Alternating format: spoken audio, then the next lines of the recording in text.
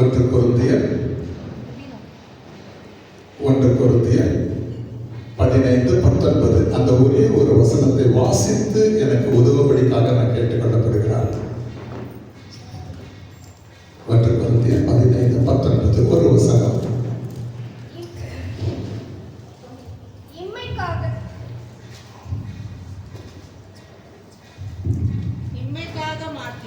இம்மைக்காக மாத்திரம் நாம் கிறிஸ்துவின் மேல் நம்பிக்கை உள்ளவர்களாய் இருந்தால் எல்லா மனுஷரை பார்க்கிலும் பரிதபிக்கப்படத்தக்கவர்களாய் இருப்போம். நம்ம கண்களை மூடி கர்த்தருடைய சமூகத்தில் ஜெபிக்கலாம்.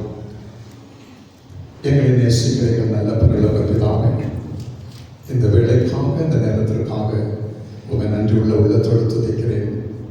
அப்பா, பேசுகிறது நீங்கள் அல்ல, ஆவியானவர் தாமே உங்களுக்காக பேசுவார் என்ற வசனத்தை நம்பி இந்த பரிசுத்த ஸ்தலத்திலே நான் நின்றிருக்கிறேன். அப்பா, பரிசுத்த ஆவியானவருக்கு பிரியமில்லாத ஒரு வார்த்தை கூட அடிமையுடைய வாயில வராதபடிக்கு என்னை தலைமட்டமாக தாழ்த்தியுடைய கரத்தில் கொடுக்கிறேன். நீங்க பேசுங்க ராஜா, இயேசு கிறிஸ்துவின் நாமத்திலே பிதாவே, ஆமென். ஹல்லேலூயா. என்னுடைய பிள்ளைகளே, மறுபடியும் உங்களுக்கு எல்லாருக்கும் நன்றி செலுத்தி நான் வசனத்துக்குள்ளாக கடந்து செல்ல ஆசைப்படுறேன். அப்போஸ்தலனாகிய பவுல் இந்த வசனத்தை எழுதும் பொழுது அவர் கொரிந்து பட்டணத்தில் இருக்கிறார். அவர் கொரிந்தியருக்காக எழுதுகிறாருன்னு நமக்கு தெரியுது. இந்த கொரிந்து பட்டணத்தில் இவர் கொஞ்சம் குறைய 18 மாத காலங்கள், அதாவது 1.5 வருஷம் இவர் தங்கி இருந்து இவர் ஊழியம் செய்தார். இவர் ஊழியம் செய்த காலத்தில் நம்ம பார்க்கும் பொழுது நமக்கு 1 கொரிந்தியர் 1 அதிகாரம் 5, 6, 7, 8 வசனங்களை நம்ம வாசிப்போம் என்று சொன்னால் அங்க சொன்னதுங்க, கொரிந்தியர்களை போயிட்டு இவர் சந்திச்சு அங்க ஊழியம் செய்யும் பொழுது அநேகர் தேவனால தொடப்பட்டார்கள். அவங்க தொடப்பட்டவர்களுக்கு என்னன்னா, தேவனுடைய கிருபை அவங்க மேல அதிகமா இருந்தது. தேவன் அவங்களை சாட்சியாக எடுத்து பயன்படுத்தும்படிக்காக வாஞ்சித்தார். மாத்திரமல்ல, தேவன் வசனங்களிலே அவர்களை வளரும்படிக்காக அவர்களுக்கு தேவ கிருபையை கொடுத்தார். மாத்திரமல்ல, வரங்களை குறித்து கனிகளை குறித்து அவங்க வளரும்படிக்காக தேவன் ஆசைப்பட்டார். பாருங்க, இந்த வரங்களை குறித்து கனிகளை குறித்து நமக்கு 1 கொரிந்தியர்ல தான் ரொம்ப டீட்டெயிலா எழுதப்பட்டிருக்கிறது. ஹல்லேலூயா, உண்மைங்களா? சோ இப்படிப்பட்ட அநேக பிளஸ் பாயிண்ட்ஸ் இந்த கொரிந்தியர் சபையில இருந்தது. இந்த கொரிந்து பவுல் ஊழியம் செய்வது எப்படி இருந்தது என்று சொன்னால், இது ஒரு செழுமையான பட்டணம். இந்த இடத்துல துறைமுகங்கள் இருந்தது. இந்த துறைமுகம் இருக்கும்போது கப்பல்கள் நிறைய வரும் போகும். அதனால அந்த இடத்துல ஒரு நல்ல ஒரு பிசினஸ் இருந்தது. இதுல முக்கியமாக 3 கூட்டமான ஜனங்கள் ரொம்ப இருந்தாங்க. அதுல ஒண்ணு யாருன்னு சொன்னா கிரீக்க ஜனங்கள் இருந்தாங்க, இன்னொரு யூதர்கள் இருந்தாங்க. அதன் பிற்பாடு பார்க்கும்போது இந்த விடுதலையாக்கப்பட்ட அடிமைகள் இருந்தாங்க. சோ இவங்கெல்லாம் அந்த இடத்துல இருந்து, ஒருவேளை எப்படி சொல்றா, பதத்திரப்பட்ட ஜனங்கள் இருந்ததான ஒரு இடம். சோ பணத்திற்கு ஒன்றும் குறைவு கிடையாது. அதே நேரத்துல சில அக்கிரமமான காரியங்கள் அவங்களுக்கு உள்ளாக இருந்தது. அதாவது லீகலாக வேசித்தனம் செய்யப்படிதான ஒரு கூட்டம் கொரிந்துல இருந்தது. நம்ம கொரிந்து பட்டணத்தை குறித்து நம்ம பார்க்கும்போது இப்படி எல்லாம் இருந்ததுங்க. லீகலா இல்லீகலா இல்ல, லீகலா செய்யலாம் அவங்க. சோ ஒருவேளை நான் நினைக்கும் போது இதை குறித்து நான் பட்ட சமூகத்துல செவிச்ச தேவனே, தம்பி என்ன சபைக்கு கூப்பிட்டுருக்காருப்பா, நான் என்ன காரியத்தை குறித்து நான் பேச வேண்டும் என்று சொல்லும் பொழுது, இந்த 1 வார காலமா நான் டெய்லி சமூகத்துல அப்பா சமூகத்துல நான் இருக்கிறேன். கர்த்தர் இந்த குறிப்பிட்ட காரியத்தை தான் எனக்கு சொன்னாரு. சோ ஜெபத்தோடு கூட நீங்க எனக்கு பண்ற ஜெபம் தான் நான் உங்களுக்காக சரியான வார்த்தைகளை கொடுக்க முடியும். சோ ஜெப சிந்தையோடு கூட நம்ம கேட்கலாம். சோ இப்படிப்பட்ட அநேக பிளஸ் பாயிண்ட்கள் இருந்த இந்த கொரிந்தியர் இடத்துல அநேக மைனஸ் பாயிண்ட்டும் இருந்தது. அவங்களுக்குள்ளாக பிரிவினை இருந்தது. நான் அப்போலோவை சேர்ந்தவன், நான் பவுலை சேர்ந்தவன், நான் பீட்டரை சேர்ந்தவன், அப்படி என்று சொல்லி பிரிவினைகள் இருந்தது. அவங்களுக்குள்ள லைட்டா பேசித்தனம் விசாரங்கள் இருந்தது. இந்த மாதிரி சில மைனஸ் பாயிண்ட்ஸ் நிறைய இருக்கும் பொழுது இவங்களுக்குள்ள இன்னும் முக்கியமாக இருந்த ஒரு காரியம் என்ன என்று சொன்னால், நிறைய பேர் கிறிஸ்துவனுடைய உயிர்த்தெழுதலிலே நம்பிக்கை இல்லை. கிறிஸ்துவனுடைய உயிர்த்தெழுதலிலே நம்பிக்கை இல்லை. இப்போ யார்கிட்டயாவது மைக் இருந்தா எனக்கு வாசத்தை காட்டலாம். இந்த 15வது அதிகாரத்துல 12வது வசனத்தை தம்பி வாசத்தை எனக்கு ரொம்ப சந்தோஷமா இருந்தது. அந்த 12வது வசனத்துல இருந்து கொஞ்சம் வாசிக்கலாமா? 1 கொரிந்தியர் 15வது அதிகாரம் 12வது வசனத்துல இருக்கு. கிறிஸ்து மரித்தோரிலிருந்து எழுந்தார் என்று பிரசங்கிக்கப்பட்டிருக்க, மரித்தோரின் உயிர்த்தெழுதல் இல்லை என்று உங்களில் சிலர் எப்படி சொல்லலாம்? பாருங்க, பவுல் பிரசங்கம் பண்றது கிறிஸ்து என்னன்னாரு, மரித்தோரிலிருந்து உயிர்த்தெழுந்தார். ஆனா இவங்களுக்கு என்ன, இவ்வளவு கிருபைகளை பெற்றவங்க அவங்க என்ன பண்றாங்கன்னா, அந்த மரித்தோர்ல இருந்து அவர் உயிர்த்தெழுந்ததை மனப்பூர்வமாக அவங்க ஏற்றுக்கொள்ளவில்லை. அப்ப தயவு செய்து 1வது அதிகாரத்துல 4வது வசனத்துல இருந்து சில வசனங்களை படிக்கலாம். அதே 1 கொரிந்தியர் 1வது அதிகாரம் 4 வசனங்கள் இருந்து. கிறிஸ்துவை பற்றிய சாட்சி உங்களுக்குள்ளே ஸ்திரப்படுத்தப்பட்டபடியே நீங்கள் இயேசு கிறிஸ்துவுக்குள்ள எல்லா உபதேசத்திலும் எல்லா அறிவிலும் மற்ற எல்லாவற்றிலும் சம்பூர்ணமுள்ளவர்களாக பட்டிருக்கபடியால். ஆமென். இப்போ என்ன பண்ணாங்களா, எல்லா அறிவிலும் எல்லா வசனத்திலும் எல்லா காரியத்திலும் சம்பூர்ணப்பட்டவர்களாக கம்ப்ளீட் ஆனவர்களாக அவங்க இருந்தாங்க என்று சொல்லி நம்ம பார்க்கிறோம். தொடர்ந்து படிப்பா.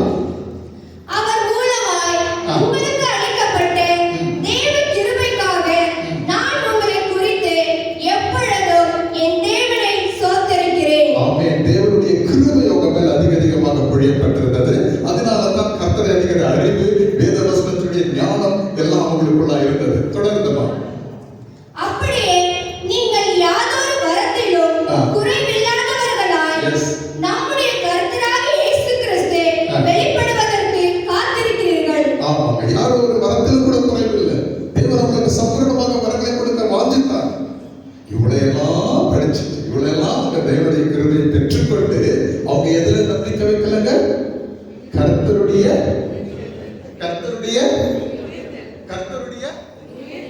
கொஞ்சம் ஜோரா கர்த்தருடைய. ஏன்னா கிறிஸ்து இன்னைக்கு உயிர்த்தெழுந்த ஒரே காரணத்தினாலதான் நம்ம இவ்வளவு பெரிய கூடி இருக்கிறோம். இல்லாம இருந்தா நம்ம எங்க கூட போறோம், மற்ற தெய்வங்கள் மாதிரி இருக்கிறதா நம்ம எங்க கூட போறோம். இப்படி இவங்க கிறிஸ்துவனுடைய உயிர்த்தெழுதலிலே நம்பிக்கை இல்லாமல் இருந்தபடியினாலே வேதனையோடு கூட 19வது வசனத்தை தேவன் சொல்றாரு. என்னன்னு சொல்லி சொல்றாருங்க, என்னன்னு சொல்லி சொல்றாரு, என்ன சொல்றாருங்க, இம்மைக்காக மாத்திரம் நாம் கிறிஸ்துவின் மேல் நம்பிக்கை உள்ளவர்களாய் இருந்தால் எல்லா மனுஷரை பார்க்கிலும் பரிதபிக்கப்படத்தக்கவர்களாக நாம் இருப்போம். ஓகே.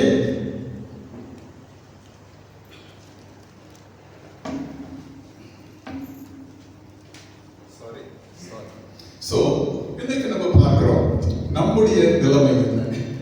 நம்ம இம்மைக்காக மாத்திரம் கிறிஸ்துவின் மேல் நம்பிக்கையுள்ளவர்களாக இருக்கிறோமா? கொரிந்தியர் போல நம்ம இருக்கிறோமா? கொரிந்தியர் அவ்வளவு கிருபாவரங்களை பெற்று, வசனங்களுடைய தெளிவை பெற்று, அறிவை பெற்று, வரங்களை கூட தேவன் கொடுக்க சித்தமாக இருந்த நேரத்தில் அதையெல்லாம் பெற்றுக்கொண்டு அவங்க என்ன பண்ணாங்க, அல்லேலூயா அல்லேலூயா, என் மகனுக்கு ஒரு நல்ல பெண்ணா கிடைக்கணும், அந்த பெண்ணு சிகப்பா அழகா இருக்கணும், அவங்களுக்கு குழந்தைங்க சிகப்பா இருக்கணும், நல்ல வேலை கிடைக்கணும், அவங்க வேலையில சேர்த்து கார் வாங்கணும், சொந்த வீடு கட்டணும், தேவனுக்கு ஸ்தோத்திரம். அதன் பிற்பாடு என்ன, அவங்களுக்கு கல்யாணம் கட்டணும், அவங்க குழந்தைகளை பெருக்கணும், அவங்க வீடு கட்டணும், அவங்க வாழணும். வேதம் சொல்லுது, இஸ்ரவேலை ஆசீர்வதிப்பதை கர்த்தருக்கு பிரியம். சிங்கக்குட்டிகள் தாழ்ச்சி அடைந்த பட்டினியா இருக்கட்டும், கர்த்தரை தேடுகிறவர்களுக்கும் ஒரு நன்மையும் குறையப்படாது. என்னை நோக்கி கூப்பிடு, நான் உனக்கு என்ன வேணுமோ நான் உனக்கு தரேன் நீ சொல்லி அநேக வாக்குத்தத்த வசனங்கள் தேவன் கொடுக்கிறார். பாருங்க, இடையில என்னுடைய சாட்சிகளை நான் சொல்றேன். சிம்பிளா ஒரு காரியத்துக்கு நான் சொல்றேன். நான் இந்த ஊழியத்துக்கு வரும்பொழுது என்னுடைய குடும்பத்தார், எங்க குடும்பம் கொஞ்சம் ரொம்ப பெரிய குடும்பம், என்னுடைய குடும்பத்தார் எல்லாரும் என்ன நான் ஊழியத்திற்கு வந்தப்ப அவங்க ஏதோ ஒண்ணு எதிர்பார்த்தாங்க. அவங்க குறிப்பிட்ட ஒரு சபையில அவங்க குறிப்பிட்ட விதத்துல நான் ஊழியம் செய்வேன் எதிர்பார்த்தாங்க. நானும் அப்படிதான் தொடங்கினேன். ஆனா கர்த்தருடைய சித்தம் வேற விதமா இருந்துச்சு. என்னை தேவன் அங்கிருந்து பிரிச்சு எடுத்துட்டாரு. அந்த வார்த்தைக்கு நான் செவி சாய்த்து நானும் என் மனைவியும் அப்பாடத்துல ஜோம் பண்ணி, இப்படி எங்களுக்கு ஊழிய வாஞ்ச இருக்குது, நாங்க இந்த குறிப்பிட்ட ஒரு இடத்துல இல்ல, நாங்க கொஞ்சம் வெளியே போய் ஊழியம் செய்ய ஆசைப்படுறோம்னு சொன்ன மாத்திரத்துல நீங்க என்ன நினைப்பீங்களோ தெரியல, முழு குடும்பம், எங்களுடைய குடும்பம் எங்கெங்க இருக்குங்க, எல்லா குடும்பங்களும் எங்களை குடும்பத்தில இருந்து எக்ஸ்கம்யூனிகேட் பண்ணிட்டாங்க, எங்களை விலக்கி வந்து தாய் சபைக்குமே துரோகம் செய்துட்டான், இவன் தகுதி இல்லாதவன். எப்படி கர்த்தருடைய சித்தத்திற்கு நான் என்னை ஒப்பு கொடுத்து ஊழியத்திற்கு வரேன்னு சொன்னப்ப என்ன என்ன ஆச்சுன்னா, என்ன எல்லாரும் சேர்ந்து விலக்கி வச்சுட்டாங்க. அந்த நேரத்துல 2 ஊழியர்கள் என்னை, தம்பி தேவன் உன்னை எப்படி நடத்துறாரோ அப்படி நீ ஊழியம் செய்யன்னு சொன்னாங்க. அதுல ஒருவர் ரெவரண்ட் தினகரன் அண்ணா அவர்கள், அவருடைய சொந்த என்னுடைய சித்தப்பா மகன். என்னுடைய தகப்பனார் பெரியவர், அதுக்கடுத்த சித்தப்பாவுடைய மகன் தான் ரெவரண்ட் தினகரன் அவர்கள் அண்ணா அவர்கள். அவரு சொன்னாரு, தம்பி முன்ன தேவன் எப்படி அழைக்கிறாரோ நீ அப்படி ஊழியம் செய்யுங்க சொன்னாரு. இன்னொருவர் யாருன்னா ரெவரண்ட் எசேக்கியல் ஜார்ஜ், தெரியுமா எல்லாரும்? ஐயா அப்பா, அவர் சித்தப்பா இருக்கு. அவர் சொன்னாரு, தம்பி நீ பயப்படாதடா, நாங்கெல்லாம் அவங்க கூட இருக்கிறோம், தேவன் எப்படி நடத்துறாரு அப்படி ஊழியம் செய்யுங்க. அந்த காலகட்டத்துல நான் ஒரு ரூபாய் சாப்பாட்டுக்கு கூட நான் பயங்கரமா கஷ்டப்பட்டேன். இதோ என் அண்ணி இருக்கிறாங்க, வந்தேன்னா மறைச்சு பாக்கெட்ல காசு போட்டுருவாங்க. கர்த்தருடைய நாமத்தை சொல்றது ஓகே. என்னால உணர்வுகள் அடக்க முடியாது. ஒரு ரூபாய் சாப்பாட்டுக்கு கஷ்டப்பட்டேன். ஆனா நாட்கள் கடந்தது. தேவனுக்கு நான் உண்மையா இருந்தேன். நான் உண்மையா இருக்க கர்த்தர் அனுகிரகம் செய்தார். அதான் நான் உண்மையா இருந்ததில்லை, நான் உண்மையா இருக்க கர்த்தர் அனுகிரகம் செய்தார். இதோ இன்றைக்கு தேவனைகளை ஆசீர்வதித்து வந்து கொண்டிருக்கிறார். நான் நினைக்கிறேன் கொஞ்சம் குறைய 25-26 வருஷங்களுக்கு பிற்பாடு நான் மறுபடியும் இங்க சபையில வந்து நான் உங்க மத்தியில் நின்று இருக்கிறேன். சோ என்னை ஆசீர்வதிச்சிருக்கிறார் தேவன். ஆனால் பாருங்க, ஜனங்களுக்கு ஆசீர்வாதத்துக்கும் ஆடம்பரத்துக்கும் வித்தியாசம் தெரிறதில்லைங்க. சரி, நம்மளை ஆசீர்வதிக்கிறது தேவனுடைய சித்தம், அதுல கொஞ்சம் கூட சந்தேகமே கிடையாது. ஆனால் ஆடம்பரம் தேவனுடைய சித்தம் கிடையாது. ஆடம்பரம் எங்க இருக்குதோ அங்க சாத்தா வந்துருவான். ஆடம்பரம் எங்க இருக்குதோ அங்க சாத்தா வந்துருவான். ஆனா ஆசீர்வாதம், கர்த்தர் நம்மை ஆசீர்வதிப்பதே அவருக்கு பிரியம். இப்ப நம்ம ஜனங்க என்ன பண்றாங்க? இப்ப நம்ம படிச்ச வசனத்தின்படி இம்மைக்காக மாத்திரம் அவங்க கிறிஸ்துவின் மேல நம்பிக்கை வைக்கிறாங்க. இந்த உலக வாழ்க்கை, நான் நல்லா இருக்கிறேன், பிள்ளை நல்லா இருக்கணும் இல்ல என்னுடைய பிள்ளைகளே. ஆனால் வேதம் என்ன சொல்லுது? நிறைய வசனம் நம்ம போடுறதில்ல, எல்லாருக்கும் மனப்படமா தெரிஞ்ச ஒரே ஒரு வசனம் யோவான் எழுதின சுவிசேஷம் 3ஆவது அதிகாரம் 16வது வசனம் சொல்லுது. எல்லாருக்கும் மனப்படமாக தெரியல, தேவன் நம்முடைய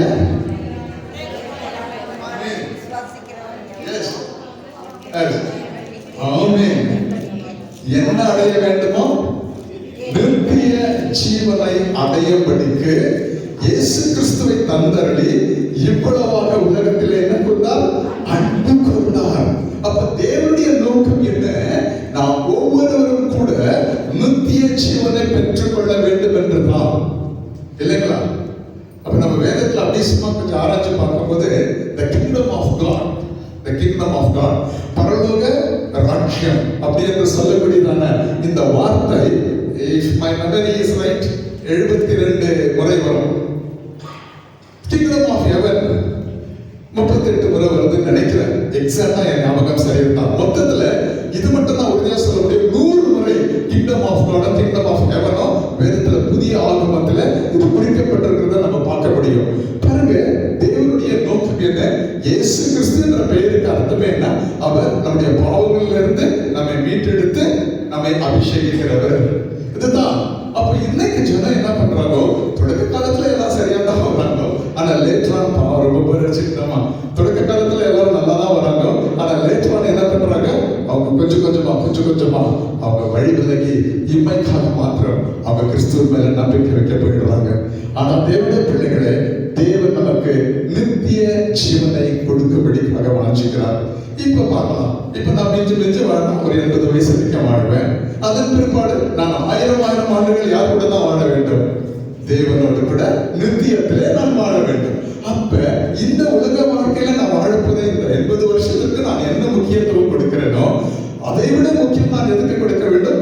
பரலோகத்திற்கு கூட நானே கொடுக்க வேண்டும். அதற்கான காரியங்களை நான் செய்ய வேண்டும். அதுதான் நம்ம இன்றைக்கு நம்ம இன்னும் கொஞ்சம் நம்ம கர்த்தருடைய சித்தத்திற்கு ஒப்பு கொடுத்து நம்ம கேட்கலாம். என்னுடைய பிள்ளைகளை தம்பி டைம் ஆயிட்டு சொல்லிடுப்பா ப்ளீஸ். இது பண்ணிடு ப்ளீஸ். ஓகே, இப்ப பாருங்க, நம்ம இவ்வளவு நேரம் நான் சொன்னது எத்தனை பேருக்கு புரிஞ்சது? என்னுடைய தமிழ் எளிமையா புரியுதுங்களா? ப்ளீஸ். ஓகே, இப்ப பாருங்க, வேதத்துல நம்ம பார்க்கிறப்ப நித்திய ஜீவனை நம்ம பெற்றுக்கொள்ள வேண்டும். இப்படி நம்ம பெற்றுக்கொள்ள வேண்டும் என்று இருக்கும்போது இதை எப்படி நம்ம சமநிலை கிறிஸ்தவனாக, பேலன்ஸ்டு கிறிஸ்டியனாக நம்ம இதை எப்படி சுதந்திரிக்க முடியும் அப்படின்னு பார்க்க போறோம். என்னது சமநிலை கிறிஸ்தவன், பேலன்ஸ்டு கிறிஸ்டியன், நான் எதுல எப்படி இருக்க முடியும் அப்படின்னு சொல்லி நம்ம பார்க்கணும். அப்படின்னு சொன்னா நம்ம கொஞ்சம் பின்னாடி போலாம். நம்ம எல்லாருக்கும் தெரிஞ்சது 10 கட்டளைகள் எல்லாருக்கும் தெரியும் இல்லைங்களா? 10 கட்டளைகள். இந்த 10 கட்டளைகளை சொல்லும் பொழுது தேவன் என்ன பண்றாருன்னா மோசேக்கு 2 கற்பனைகளை எடுத்துக்கொண்டு வா என்று சொல்றதை நம்ம பார்க்கிறோம். இந்த 2 கற்பனைகளில் அவர் எழுதிருந்தா 5 எழுதிருப்பாரா? ஒருவேளை அப்படிதானே இருக்கலாம். 5 இருக்குமா இல்ல 4 இருக்குமா? 2 பலகையில எடுக்கிறாரு. ஏன்னா 4 சொல்றேன்னா அதுக்கு ஒரு காரணம் இருக்குது. நம்ம அது ரொம்ப சிம்பிளா நம்ம புரிஞ்சுக்கிறதுக்கு நம்ம முயற்சி பண்ணா முதல்ல என்ன சொல்லுதுன்னாக்கா, உன் தேவனாகிய கர்த்தர் நானே, என்னை என்று உனக்கு வேற தேவர்கள் வேண்டாம். உண்மைங்களா? 2வது என்ன சொல்லுது, நீ எந்த ஒரு சிலையோ அல்ல சிற்பங்களையோ நீ உண்டாக்காத. உண்மைங்களா சிஸ்டர்ஸ், பிரதர்ஸ்? உண்மைங்களா? 3வது என்ன சொல்லுது, உன் தேவனுடைய நாமத்தை நீ வீட்டில் ஒழுங்காத, அக்கிரமம் செஞ்சுட்டு நீ என் பேரை சொல்லி இருக்காத, ஊரெல்லாம் ஏமாத்தி வலையில போட்டு பெரிய மனுஷன் பாரு, கர்த்தர் எனக்கு கொடுத்தார். அல்லேலூயா. அதான் நீங்கள வளர்க்குறது. இவரு 420 பிராணவதை பண்ணி சம்பாதிச்சுட்டு இங்க சாட்சி சொல்ல வரும்போது அந்த பாஸ்டரா நான் நிறைய பார்த்துக்கிறேன்.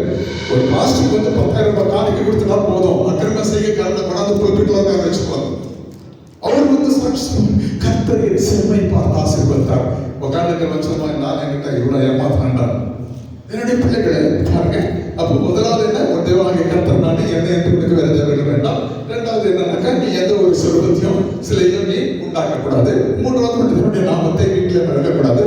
4வது ஓய்வு நாளை நீ என்ன செய்ய வேண்டும், நீ கடைபிடித்து நீ நடக்க வேண்டும். இதுக்கு அப்புறம் நீங்க எடுத்தீங்கன்னா, உன் தகப்பனையும் உன் தாயையும் கனம் பண்ணு. அப்புறம் அப்படியே சொல்லி நம்ம பார்க்கலாம். பொய் சொல்லாது, விபச்சாரம் செய்த, கொலை செய்யாது, அப்புறம் பொய் சாட்சி சொல்லாது, அப்புறமா இன்னொருடைய பொருளை இச்சிக்காதே, மனைவியோ வீட்டையோ பொருளையோ ஏதோ ஒண்ணு இச்சிக்காது. அப்ப டோட்டலா அந்த பக்கம் எத்தனை இருக்கு, இந்த பக்கம் எத்தனை இருக்கு, மொத்தம் எத்தனை ஆச்சு? 10. இப்போ இந்த 2 கற்பனைகளை எழுதும் போது தேவன் ஒரு பக்கம் 4 எழுதினாரா 5 எழுதினாரா நான் இன்னும் எனக்கு தெரியல, நான் தேடி இருக்கிறேன். சில வேதாராய்ச்சி சொல்லுது ஒரு 5 எழுதினாரு, சில வேதாராய்ச்சி சொல்லுது ஒரு 4 எழுதினாரு. எது எப்படியோ, ஆனா 10 கட்டளைகள் உண்மை.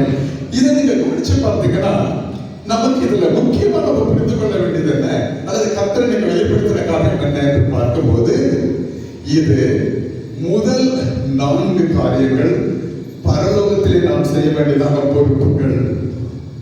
ஆமென். மற்ற 6 காரியங்கள் பூலோகத்திலே நாம் செய்ய வேண்டிய பொறுப்புகள்.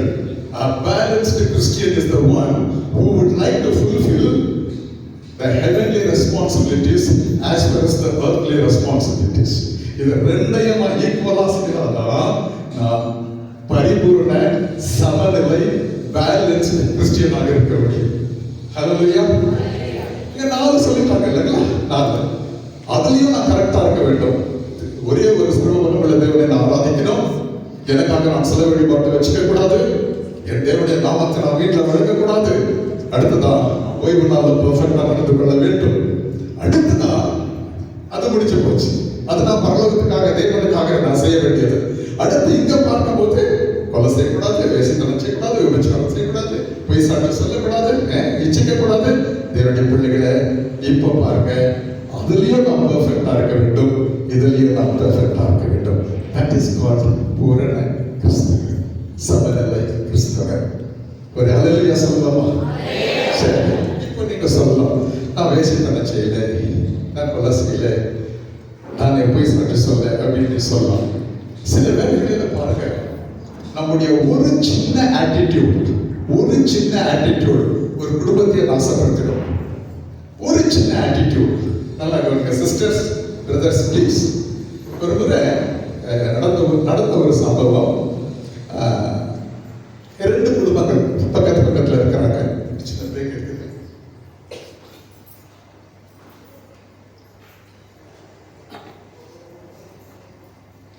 ஒரு 2 குடும்பங்கள் பக்கத்துல இருக்கிறாங்க. ஒரு குடும்பத்துல 2 பெண் பிள்ளைகளை வச்சு கொண்டிருக்கிறதால ஒரு தாய் தகப்பன் 2 பிள்ளைங்க. ஓகே, பக்கத்துல இருக்கிற ஒரு குடும்பம் ஒரு அருமையான ஊழியக்காரி அம்மா. ஊழியம் செய்யறவங்க. சரி, இவங்க 2 பேரும் ஒரு நல்ல உறவுக்குள்ளா இருந்தாங்க. ஒருத்தருக்கு ஒருத்தர் ரொம்ப உதவியா இருந்தாங்க. ஏதோ ஒரு சூழ்நிலையில இவங்களுக்குள்ள ஒரு மிஸ் அண்டர்ஸ்டாண்டிங் வந்துடுச்சுங்க. அது என்ன ஏதுன்றது வேண்டாம். ஒரு சூழ்நிலையில ஒரு மிஸ் அண்டர்ஸ்டாண்டிங் வந்துடுச்சு. இவங்க என்ன பண்ணாங்க, இந்த 2 பெண் பிள்ளைங்க இருக்கிறப்போ சரி ஊழியக்காரமாக நம்ம கிட்ட மூவ் பண்றதுக்கு விருப்பம் இல்லை, நம்ம கொஞ்சம் ஒதுக்கிறதுக்கலாம், அவங்க நம்ம தொல்லை பண்றது வேண்டாம்னு சொல்லிட்டு இவங்க பாட்டுக்கு சைலண்டா இருந்துட்டாங்க. நாட்கள் கடந்தது. ஒரு முறை இந்த பெண் பிள்ளையை வச்சிருக்கிறவங்க வீட்டுக்கு மாப்பிள்ளை பார்த்தாங்க. மாப்பிள்ளை பெண் பார்க்க வந்தாங்க. இவங்களுக்கு பெண்ணை ரொம்ப பிடிச்சு போச்சு. பெண்ணை ரொம்ப பிடிச்சு போயிட்டு அவங்க பார்க்கும்போது பக்கத்து வீட்டில் யார் இருக்கிறாங்க அப்படின்னு பார்க்கும்போது ஊழியக்காரம்மா அப்படின்னு இவங்களுக்கு தெரிய வந்துச்சு. அப்போ அதுல ஒருத்தர் இவங்களுக்கு என்ன சொன்னாரு, சரி பிள்ளைங்க நல்லா தான் இருக்கிறாங்க, எல்லாம் நம்மளுக்கு பிடிச்சிருக்குது, ஓகே, இருந்தாலும் பாஸ்டர் பக்கத்துல ஒரு ஊழியக்காரம்மா இருக்குது, அந்த அம்மா கிட்ட இந்த பிள்ளைங்க எப்படி நீட்டு ஒரு வார்த்தை நம்ம கேட்கலாமே அப்படின்னா. இது நல்லதோ கெட்டதோ எனக்கு தெரியல. இந்த அம்மா கிட்ட வந்து கேட்டாங்க, அம்மா இந்த மாதிரி நாங்க இப்படி உங்க வீட்டு பக்கத்துல இருக்கிறது அந்த பெண்ணை வந்து நாங்க பார்த்துருக்கிறோம், அந்த பெண்ணுங்க பத்தி நீங்க தான் எங்களுக்கு சொல்லணும் அப்படின்னு சொன்னாங்க. இந்த அம்மா ஒண்ணு சொல்ல,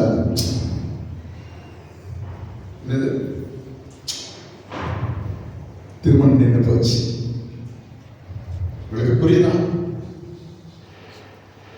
100 வார்த்தைகளை பேசி தான் ஒருத்தர் வாழ்க்கை நம்ம கெடுக்கணும்னு இல்லை. தேவனுடைய பிள்ளைகளை, நம்முடைய ஒரு ஆக்ஷன், ஒரு ஆட்டிடியூடு அந்த குடும்பத்துடைய திருமணத்தை கெடுத்துடுச்சு. நீங்க நினைக்கிறீங்களா அந்த அம்மா பரலோகம் போனோம் ஊழியக்காரம்மா? அது என்ன ஓடி ஓடி போய் ஊழியர் செய்தா என்ன?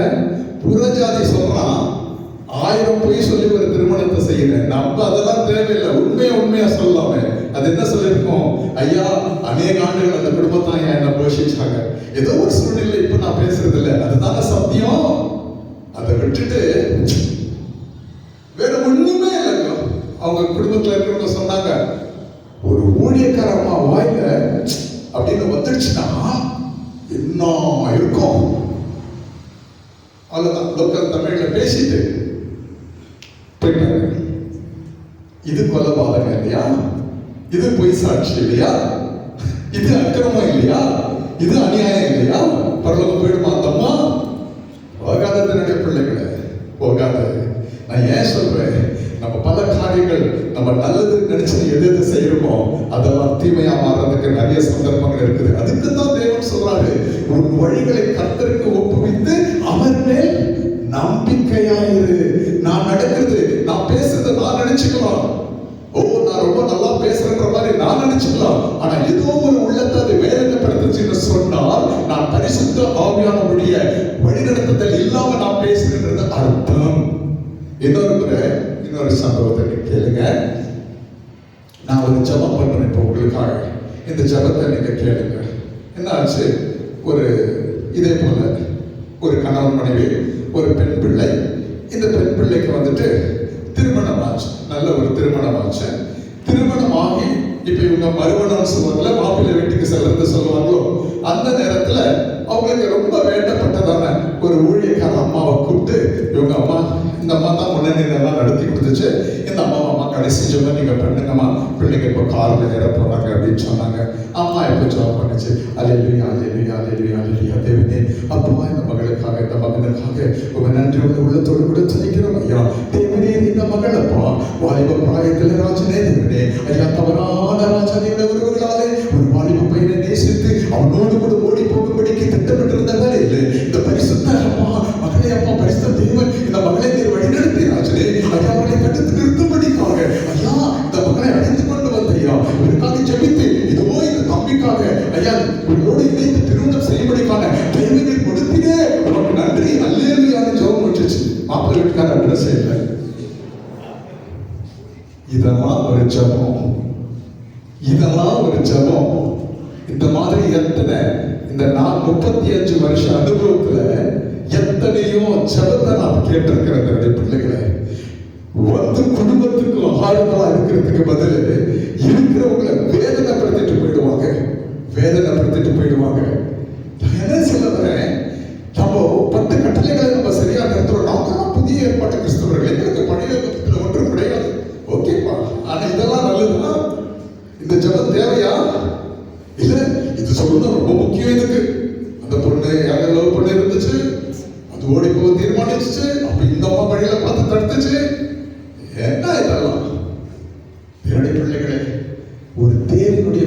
நம்ம பேசுற ஒரு வார்த்தை கூட யோசித்து பேச வேண்டும். அதுக்கு தான் ஆவியானவர் சொல்றாரு, பேசுறது நீங்கள் அல்ல, ஜெபிக்கிறது நீங்கள் அல்ல. அழகா சொல்லி வச்சுட்டாரு. உனக்கு எப்படி ஜெபிக்கணும்னு தெரியாதுப்பா, உனக்கு எப்படி ஜெபிக்கணும்னு தெரியாது இருக்கிறபடினால தாமே ஆவியானவர் என்ன பண்றாரா, வாக்கு கடக்காத பெருமூச்சோடு உங்களுக்காக விண்ணப்பம் செய்கிறார். 8:26 ரோமர். அப்படி பரிசுத்த ஆவியானவருக்கு ஒப்பு கொடுத்து ஜெபிக்கிறத விட்டுட்டு இந்த அம்மா இதனுடைய பெருமைகளை பேசி அந்த பிள்ளைகளுடைய வாழ்க்கையை நாசப்படுத்திடுச்சுங்க. சோ இதுவும் கொலைபாதகத்துக்கு சமம். இது கொலைபாதகம் இல்லையா? இது போய் சாட்சி இல்லையா? இது எதுக்கு கம்மி? எதுலயுமே கம்மி இல்லை. என்னுடைய பிள்ளைகளே, இன்னைக்கு அப்படிப்பட்ட ஒரு கூட்டமாக நம்ம இல்லாதபடிக்கு நம்ம எச்சரிக்கையா இருப்போம். ஏன்னா நிறைய பேருக்கு ஒரு கிறிஸ்தவர்கள் என்றாங்க ஒரு பொதுவா 90% ஆஃப் த இந்துக்களுக்கு கூட ஒரு நம்பிக்கை இருக்குது, இவங்க கொஞ்சம் உண்மையானவங்க என்று சொல்லி, இவங்க கொஞ்சம் உண்மையானவங்க அப்படின்னு சொல்லி இருக்குது. அது நம்ம கெடுத்துக்க கூடாது தன்னுடைய பிள்ளைகளே. சரி, இப்ப இந்த 10 கட்டளைகள்ல நம்ம என்ன பார்த்தோம்? ஒரு 50-50 வச்சுக்கலாமே. ஒரு 50% பரலோகத்திற்குரியது, ஒரு 50% பூலோகத்திற்குரியது. இந்த ரெண்டையும் நம்ம பேலன்ஸ்டாக இருக்க வேண்டும். பரலோகத்துல நம்ம உண்மையோட ஒரே தேவனை ஆராதிப்பது, அவருடைய நாமத்தை வீட்டில் வழங்காதிருப்பது, சிலை வழிபட்ட போவது, ஓய்வு நாளிலே உண்மையுள்ளவர்களாக இருப்பது, இதுல நம்ம கரெக்டா இருக்க வேண்டும். அல்லேலூயா. இரண்டாவதாக ரொம்ப ரொம்ப முக்கியமான எல்லாருக்கும் தெரிஞ்ச ஒரு காரியம் என்னன்னா லார்ட்ஸ் பிரேயர். இல்லைங்களா? பரமண்டலத்தில் இருக்கிற பிதாவை, இந்த ஜெபம் எல்லாருக்கும் தெரியும். இட்ஸ் வெரி அன்பார்ச்சுனேட், சில சபைகளில் இந்த ஜெபத்தை கொஞ்சம் முக்கியத்துவம் கொடுக்கறது இல்லை, கொஞ்சம் ஒதுக்கி விட்டுறாங்க. ஆனா என்ன கேட்டால், எதுக்கு என்னோடு கூட தேவன் இருந்து எனக்கு கற்றுக்கொடுத்த காரியம், இந்த ஜெபம் நம்மளுக்கு ஒரு டெம்ப்ளேட்டா இருக்குது. நம்ம எப்படிப்பட்ட விதத்துல ஜெபிக்க வேண்டும் என்று சொல்றது நமக்கு கற்றுக் கொடுக்கிறதா இது இருக்குது. என்னுடைய பிள்ளைகளை பாருங்க, இந்த ஜெபத்தை நீங்க எடுத்துக்கிட்டீங்கன்னா இது எல்லாருக்கும் தெரியும். ஃபர்ஸ்ட் நம்ம என்ன பண்றோம்? பரலோகத்தில் இருக்கிற எங்கள் பிதாவே ஆயிடுச்சு. அப்படி என்ன சொல்றோம்? உம்முடைய நாமம், அடுத்து அடுத்து நல்ல ஞாபகம் வச்சுக்க, உம்முடைய நாமம் பரிசுத்தப்படுவதாக. இரண்டாவது உம்முடைய ராஜ்யம் வருவதாக. மூன்றாவது உம்முடைய சித்தம் பரலோகத்தில் செய்யப்படுவது போல பூமியிலும் செய்யப்படுவதாக ஆயிடுச்சு. நெக்ஸ்ட் என்ன வருதுங்க? எங்களுக்கு எங்களுக்கு எங்களுக்கு அல்லேலூயா. எங்களுக்கு வேண்டிய ஆகாரத்தை எங்களுக்கு தரோம், எங்களுக்கு விதமாக நாங்கள் குற்றச்செயலை நாங்கள் மன்னிக்க. அடுத்ததாக எங்களை சோதனை உட்படாதபடிக்கு தீமை என்று ரட்சித்துக் கொள்ளும். Again it is 50-50. அல்லேலூயா. நம்ம சொல்றது கவனிக்கிறீங்களா நீங்க? பாருங்க, 10 commandmentsல பார்த்தோம் 50-50. 4 பரலோகத்திற்குரியது, 6 பூலோகத்திற்குரியது. மறுபடியும் இங்க பார்க்கிறோம், ஒரு இன்ட்ரோடக்ஷன் பண்ணிடுச்சு. பரலோகத்தில் இருக்கிற எங்கள் பிதாவே முடிச்சிடுச்சு. உம்முடைய நாமம் பரிசுத்தப்படுவதாக, ராஜ்யம் தான் பிரசித்த பரமண்டலத்தில் செய்யப்படுகிறது போல பூமியிலும் செய்யப்படுவதாக. எங்களுக்கு வேண்டிய ஆகாரத்தை எங்களுக்கு தரும், எங்களுக்கு ரொம்ப பிடிச்சது நாங்கள் மன்னிக்கிறது போல எங்கள் பார்க்க எங்களை சொந்த பிரசிக்க நம்பி விட்டு ரட்சித்துக் கொள்ளும். ராஜ்யம் வல்லமை மற்றும் கன்க்ளூஷன். அப்போ 3+3 இங்கேயும் 3 பரலோகத்திற்குரியது, 3 பூலோகத்திற்குரியது. அல்லேலூயா. சோ கர்த்தருடைய நாமம் எப்படி பரிசுத்தப்படும், கர்த்தருடைய ராஜ்யம் எப்படி வரும், கர்த்தருடைய சித்தம் எப்படி பரலோகத்தில் செய்யப்படுகிறது போல பூமியில செய்யப்படும். இதெல்லாம் கொஞ்சம் போனா எனக்கு டைம் இல்லை, எனக்கு எவ்வளவு நேரம் இருக்குதுன்னு தெரியாது. another 20 minutes இருக்கு. சோ நம்ம இதற்குள்ளாக டீடைலா போக போறதில்லை. ஒன்னே ஒண்ணு மட்டும் நான் சொல்ல ஆசைப்படுறேன். எப்படி கர்த்தருடைய நாமம் எப்படி பரிசுத்தப்படும்? தேவனே, நான் கேட்ட ஒரு முறை, தேவனே உம்முடைய நாமம் எப்படி பரிசுத்தப்படும், உம்முடைய நாமம் எப்படி பரிசுத்தப்படும் அப்படின்னு கேட்டா, உம்முடைய நாமம் பரிசுத்தப்படுவதாக நான் சொல்றேன். அந்த நேரத்தில் தேவன் விட்டுட்டாரு. ஒரு முறை என்ன ஆச்சுங்க, ஒரு திருமணத்துக்கு எங்களை கூப்பிட்டுருந்தாங்க. அந்த திருமணத்துக்கு எங்களை கூட்டும்போது ஏதோ எங்க கிட்ட இருந்த ட்ரெஸ்ல பெஸ்ட் ட்ரெஸ்ல பிள்ளைங்களுக்கும் போட்டு நாங்களும் நல்லா உடுத்திட்டு போனோம். ஸோ அப்பெல்லாம் ஆட்டோவில் போயிட்டு இருக்கிறோம். எதிர்பாராத விதமா எங்க பிள்ளைங்க அந்த முன்னாடி 3 பிள்ளைங்களுக்கு அந்த கம்பி பிடிச்சிட்டு இருக்கும் போது அங்க இருந்தது ஒரு கிரீஸ் இந்த 3 பிள்ளைங்க சட்டையில ஒட்டிடுச்சு. ஓகே, 3 பிள்ளைங்க சட்டையில ஒட்டிடுச்சு. அப்போ வேற வழி இல்லை, துணி எதுவும் மாற்ற முடியாது. சரி, அப்படியே நாங்கள் அந்த திருமணத்துக்கு போனோம். திருமணத்துக்கு போயிட்டாங்க. எல்லாரும் கூட பழகிட்டு இருக்கும்போது எங்க பின்னாடி யாரோ பேசிக்கிறாங்க நம்ம லோக்கல் தமிழ்ல. ஐயே, அதுக்கு துணியை பாரு, அதுங்க ரெண்டு மட்டும் நல்லா உடுத்தின்னு வந்துட்டுக்குதுங்க. அந்த பசங்களுக்கு பாரு அழுக்கு துணிகளை போட்டு கொண்டாந்து இருக்குதுங்க. ஐயா அதுங்களுக்கு சூடு சொல்லணும் இல்லையா?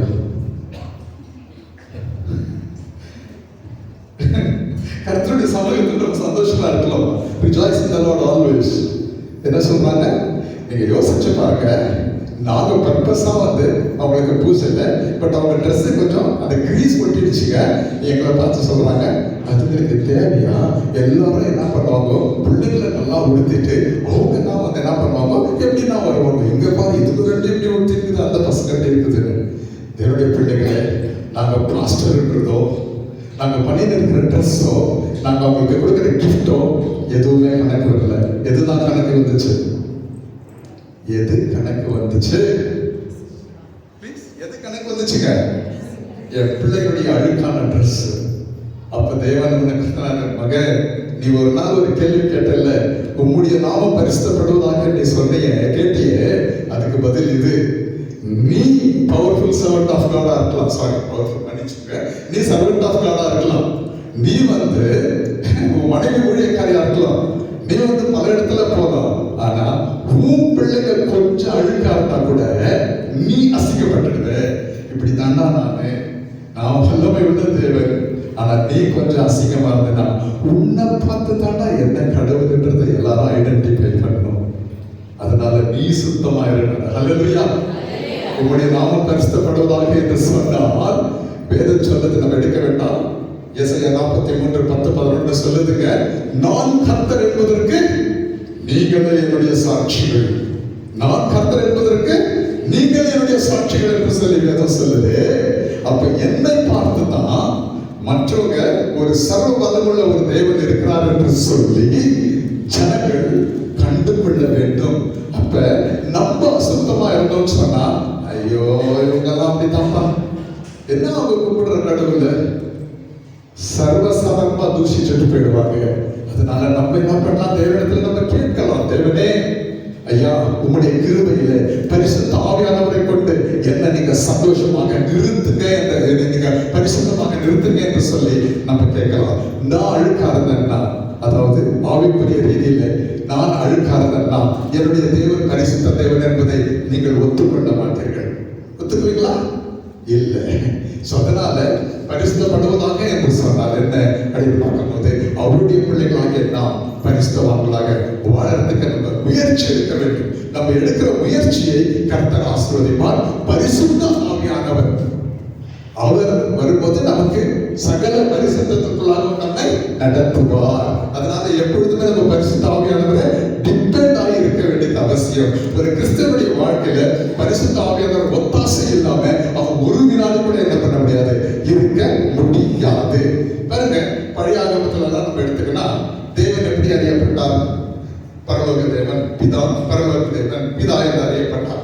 சுவிசேஷங்கள் எப்படி அறியப்பட்டார்? குமாரன் குமாரன் குமாரன் என்று அறியப்பட்டார், இல்லைங்களா? இப்போ கடைசியில சபை யுகத்துல அப்போஸ்தலர் காலகட்டத்துல எப்படி அறியப்பட்டார்? இப்ப என்ன, ஏசப்பா வந்தாரு, ஊழியம் செய்தாரு, முன்னோர்களுடைய காலங்கள் ஊழியம் செய்தாரு. அதன் பிற்பாடு அவர் காட்டி கொடுக்கப்பட்டு, அவர் கல்வாரி சிலுவையில் அடிக்கப்பட்டு, அவர் மரித்து அடக்கம் பண்ணப்பட்டு 3ஆம் நாள் உயிர்த்தெழுந்து அவர் போகும்போது, அவர் போறதுக்கு முன்னாடி ஒரு வார்த்தை சொல்வாரு, நான் போவது உங்களுக்கு பிரயோஜனமா இருக்கும், நான் போய் உங்களுக்காக தெச்சரவலனாகிய பரிசுத்த ஆவியானவரை எடுத்து அனுப்புவேன். அவர் பாவத்தை குறித்தும் நீதியை குறித்தும் நியாய தீர்ப்பை குறித்தும் சகல காரியத்தில் உங்களை கண்டித்து உணர்த்துவார் சொல்லிட்டு அவர் போயிட்டு பரிசுத்த ஆவியானவரை அனுப்பிச்சிட்டாரு. அப்போ இப்ப நம்ம கூட இருக்கிறது யாரு? பரலோக பிதா, குமாரன், பரிசுத்த ஆவி. இதுல யாரு இந்த நேரத்தில் நம்ம கூட இருக்கிறது யாரு?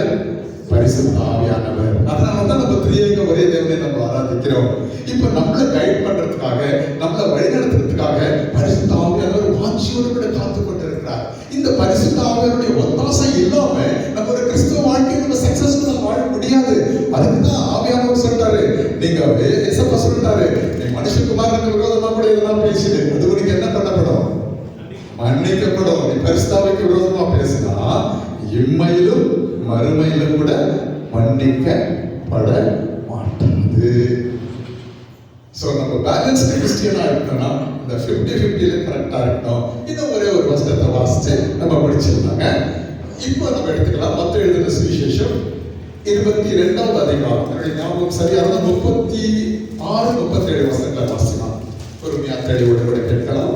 I think almost we came to the time, near time. போதும்.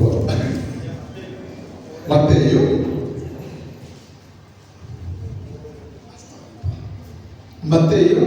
22வது அதிகாரம் 36, 37 வசனமா?